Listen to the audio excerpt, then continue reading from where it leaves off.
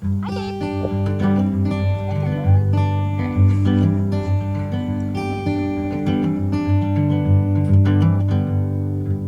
Hey guys, what's up? Welcome back to the Heart of Home. I'm Courtney and I am super glad you're here. I don't know about y'all, but it has been raining like crazy where we live. I can't even tell y'all how many mosquitoes are in my front yard. However, we are gonna be harvesting garlic. So I have never planted garlic before. I shared this journey with you guys when I planted it last fall, actually on the first YouTube channel that I created, which no longer is a thing because here you are on the Heart of Home. However, a few videos back, so probably closer to a month and a half, almost 2 months ago, I harvested the garlic scapes. So if this is your first time growing garlic or you are trying to learn as much as you can while waiting in your classroom, these are some great videos to check out. In that video of harvesting garlic scapes, I talk about when to know that the scape is ready, which varieties have scapes, which ones don't, what the scape even does, what happens if you leave it. I also included how to cook the scapes. So we just did ours in a skillet with some butter over some steak and stuff, but go ahead and check out the video. I'll put a little link in here as well to give you direct access to it. So I told you guys that about I think it's 4 to 6 weeks typically after you harvest your garlic scapes, your garlic plant will be ready for the most part. A good indicator of that is when the first 3 to 4 sets of leaves on the garlic are starting to brown and when the tips of your plants are starting to brown. Now, not from disease, but because the plant is just maturing. Now, I do have 3 different plants in the ground that I left the scapes on. The reason I left the scapes on is so that I can show you guys what the scapes are going to look like when they're fully elongated and when they bloom, because they're supposed to be that similar to that of an allium or an onion bloom. They are in a very similar family. You're gonna see those today and you might be wondering, why is she not harvesting those? And that's why. All right, so you might be wondering, why are we looking at a PUNY bush if we're going to harvest garlic? And that's because I did an example of polycultural planting. So polycultural planting is planting 2 or more plants in one space. Where we live here in Iowa, we see lots of cornfields and soybean fields, and that is monoculture. That is just planting one variety of a plant in one space. Polycultural planting is just kind of very similar to companion planting. It's a big word for a really simple thing. Poly meaning many, so just many plants in one little area. So the reason I did that, if you're new here, I've shared this before, I'm sure you've heard if you're not new here, but if you're new here, what happened is we bought this house last fall. It was just taken over by Virginia creeper, poison ivy, different ground phlox, all sorts of stuff. And so the entire yard needed to be re-landscaped. It needed to be removed of all of the invasive plants like the poison ivy. And I had this garlic from our previous house that I really wanted to get in the soil, and I didn't want to leave in the garage and wait for the next year because you just don't know the germination rate the longer something or the older something becomes. And so I thought, well, I'm not going to be moving or disrupting the PUNY bushes here because PUNY bushes are very difficult to transplant if you've never tried. Don't recommend, but PUNY bushes have a deep tap root. A root system, and garlic actually has a very shallow root system. It's not much longer than what you actually see on the head of your garlic. And so I just decided to throw them in here to see how they were gonna do. We're about to find out. It could have been a complete failure or it could have been a success. I'll give y'all a closer look here. There we go. So you'll start to notice here there is some browning happening on the ends of these garlic plants. So that's a really great sign that these plants are ready to harvest. So, and then showing you guys what I was saying down here, another sign to know when garlic is ready to harvest is when these bottom layers of leaves start to brown. So you'll see here, I've got my first layers already browned off and it's like falling off. That's 1, 2, and 3. The 4th one isn't quite starting to brown, but 3 to 4 leaves says that we should be pretty good to harvest. The other big indicator that says we're ready is these ends being brown. So you'll see them all the way through the bed. Our scapes have also fully elongated. So if you haven't seen that other video, garlic scapes are definitely something you can harvest, and they are delicious. They're a very equal mix between garlic and onion, but very subtle, very minor. It's not a intrusive flavor. So if you look here, you can actually see the head of this flower starting If you know what an allium looks like, or an onion bloom, it's going to be very similar to that. So you would technically harvest these scapes when they were in a full circle, but after a while they start to elongate, which is what you are seeing here.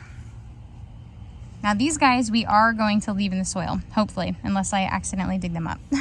All right, so what I've got here is my thermosil to keep the mosquitoes away from me. So I'm gonna take my pitchfork. I don't wanna just go yanking on this plant because there's a good chance that I could break the actual stem, which if you're growing soft neck varieties, you really don't wanna break the stem because the whole point of that is so that you can braid it, really, let's be honest. So I'm gonna go ahead, stick my interesting pitchfork in the soil here. And I'm not digging it up with the pitchfork.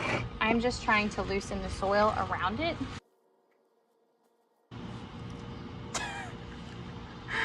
That was a little weak. Not a lot going on here. Can you tell our friends hey?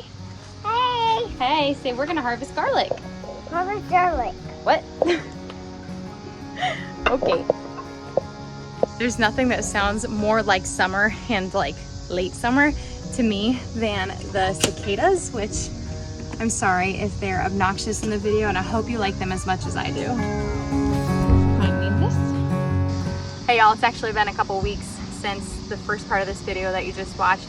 You saw that the garlic I originally pulled out of the soil here was way too small. There's probably only 2 or 3 different cloves in here, which this is a hardneck variety, and a hardneck garlic has larger cloves than the soft neck variety. They tend to put off smaller but more cloves within a head of garlic. However, a hardneck variety also has more allicin is what it's called, but basically just a higher value of nutrition in the garlic. It also has more of a bold, robust flavor, whereas a soft neck variety does have more of a mild flavor. So it has been a couple weeks. This guy I've been hanging upside down and just drying in my garage. We're gonna go ahead and pull up the rest of the garlic because it's supposed to rain this week and I don't want it getting wet.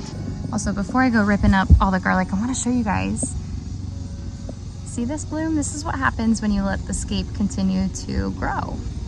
Now again, scapes only grow on hardneck variety, not on soft neck. Now these were big, beautiful purple flowers, like you typically would see as like an allium or an onion bulb.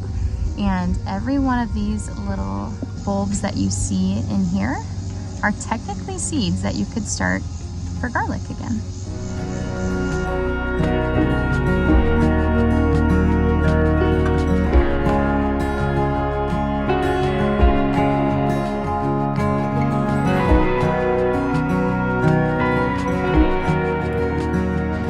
This one's interesting. I saw this just between a couple that I was about to pull up, and I thought, oh, that's interesting. It looks like it had a scape, but the scape went to try to bloom. However, it didn't get a ton of sunlight because it was underneath the peonies.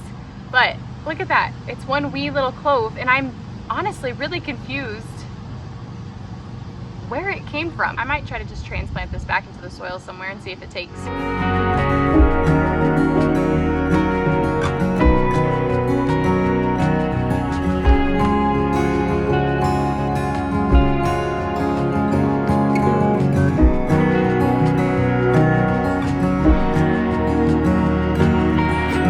Actually just gotten my hands right down on the bottom of this stem and just lightly kind of wiggled it to feel the roots break loose and just pulled it up, and it's actually doing fine. I would recommend using a tool to loosen the soil before you go digging your garlic out, because the last thing you want to do is bust, especially if it's a soft neck variety that you're going to braid for storing, but if you bust the neck off the top, that kind of defeats the purpose.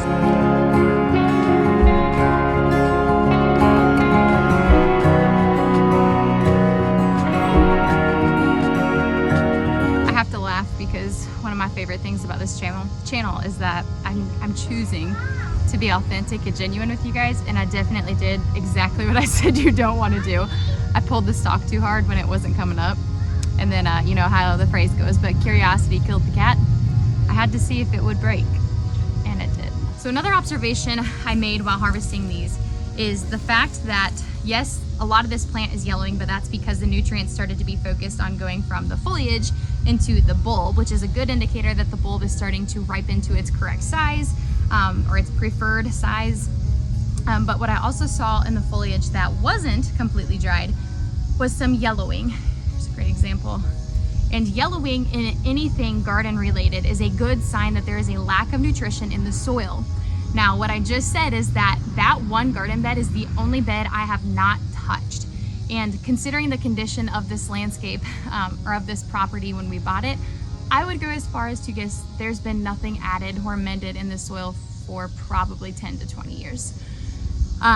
Just based off of the quality of the soil, the life of the plants, the lack of the maintenance with the lawn and the plants.